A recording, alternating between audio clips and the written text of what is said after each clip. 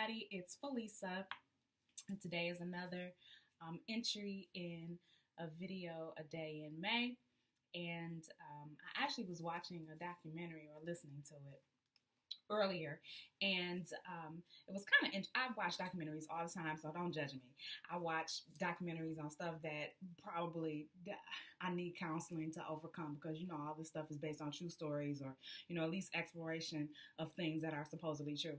So anyway, I was watching a documentary today on predators and sexual offenders, and they were doing an interview with these people, and honestly I think it was an attempt to humanize them. Some people I was listening to, like, yeah, and other people I really was touched by their story and kind of didn't see how they could turn out any different than what they actually had turned out to be. So it's kind of sad when you have children that encounter trauma at a young age and they go on because they haven't had help and they haven't had any interaction and no adult guidance. They turn out exactly how the people in the documentary turned out. But anyway, so they had the camera crew was allowed to go into some of the group sessions, and there was one particular phrase that was used that I was not familiar with, but it resonated with me, and it was called SUDS. And it was suddenly understanding decisions.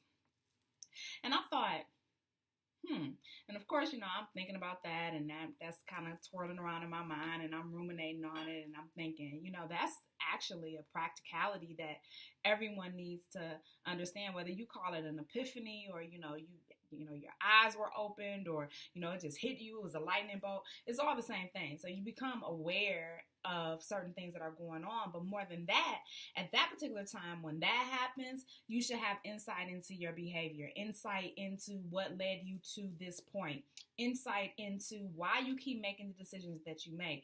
I had somebody ask me not too long ago about something that I had mentioned on my vlog, oddly enough, repetition compulsion, which is, kind of like on this treadmill or on this, that wheelhouse where you just constantly make the same decisions over and over again, and you keep getting the same results, and you keep trying to change it, and nothing is happening, and you definitely are losing credibility with everybody around you, not to mention IQ points and sanity.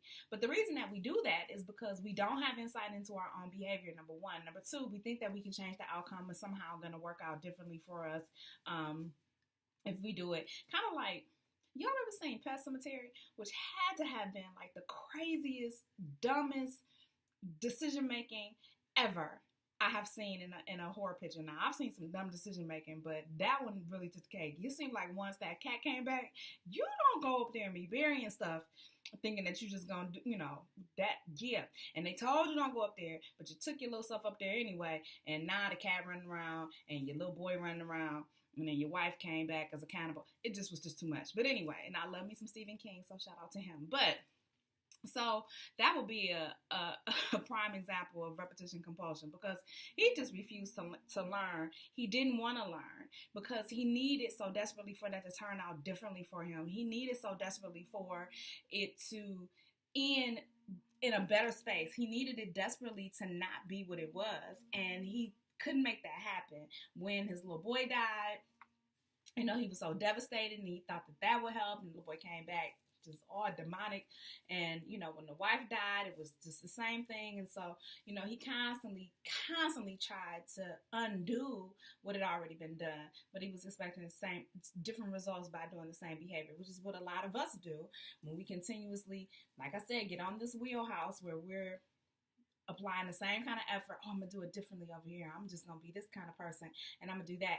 But it's the same set of circumstances, same individuals generally that you're dealing with, same, kind of scenarios, and nothing has changed. So we have to begin to look at that. And that's why I love that acronym SUD, which was, you suddenly, the light goes on, and you really have some insight and some awareness. Okay, you know what?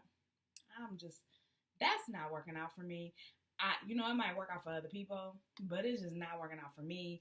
And I can't continue to do that. Otherwise, I'm going to be crazy and everybody around me is going to be crazy. And they don't make the kind of medication that will require, that will be required in order to help me get over this nonsense. So let me just stop and pull myself out of this game and off of this treadmill and into a better situation. And I think that a lot of us sometimes have to stop and give ourselves time to have a suds moment to really have some sudden insight and awareness into our behavior, into our own thinking. Sometimes we really need to just analyze ourselves. And I know that I'm one that can be extremely introspective and very negative in a lot of regards in terms of things that I've done or decisions that I've made. But I think that if you look at them, not negatively, but critically, and say, you know what, I think that I messed up here. And if I have the opportunity not to do it all over again, but to do something differently, this is how I would approach that. This is what I would say. This is what I would do. And I think that that helps us to frame our next set of responses for the next time that something like that happens, or we encounter something like that, or we encounter a negative situation, or we find ourselves in, a relationship, platonic or intimate, that gives us a sense of, I've been here before, I have deja vu. And most of us, when we're in those situations, we really don't realize that we're being triggered because of past situations, because it feels so familiar. And this is what I mean. So, I think I said use this analogy before, but I'll go a little bit different so that you understand what I'm saying. So, you were in a relationship with a cheater, and he may have been a serial cheater, meaning that he cheated often and whenever he could. So, you were in a relationship with a serial cheater, and you got out of that. Shout out to you. But now you find yourself in a relationship where it feels very familiar. So, he's not, you guys don't talk as much, or, he's staying out later, or you feel like his habits have changed. Now, ladies, you know that we have something called intuition. You also know that we have something called crazy. So you need to decide which one of the two is really it's in play at this particular time before you proceed any further. I suggest that you start to listen to your intuition and make a rational judgment. Don't let the crazy come out before you've been able to determine what is what. And so what you have to do is assess and say, okay, this feels very familiar. Do I think that this guy is repeating the behavior that my previous guy engaged in, or am I just connecting dots that aren't there? So if he has a job and he works late, or he works long hours, and you know that, stop imagining that man is with another woman. Stop, projecting that. Stop thinking that, every time he's out of your sight that there's something ominous. Now, I understand that it takes a fair amount of, coaching and development and healing even to get beyond that and to really let go of what you think you know. But until you are able to prove that that is really what's going on, you kind of have to hang back and just wait. So, that's sudden understanding of your decisions. Okay, I'm making a decision to just chill and not respond, and I'm not going to go off because he's 2 minutes late, and I'm not going to assume that in those 2 minutes he was with somebody else and he was doing this, that, and the third, and you talk yourself off the ledge. Do not, under any circumstances, ignore what you believe to be your intuition, but learn to differentiate, like I said, between your intuition and your crazy. Anyway, I thought that was just, it was interesting, and they gave me a different way of looking at, what we call an epiphany, or what we call, like I said, the light goes on and you have a certain awareness of things that weren't necessarily clear to you before, and I think that that's a good thing. So, anyway, I'm Felisa. Don't forget to subscribe. Leave your comments below. Give it a thumbs up if you enjoyed this video. Leave your thoughts below. Do you have times that you believe that you experience sudden understanding of your decisions? And what did you do in the middle of that? Because it's kind of like, you drive too fast and you hit a puddle, and the light go on real fast because now you're hydroplaning.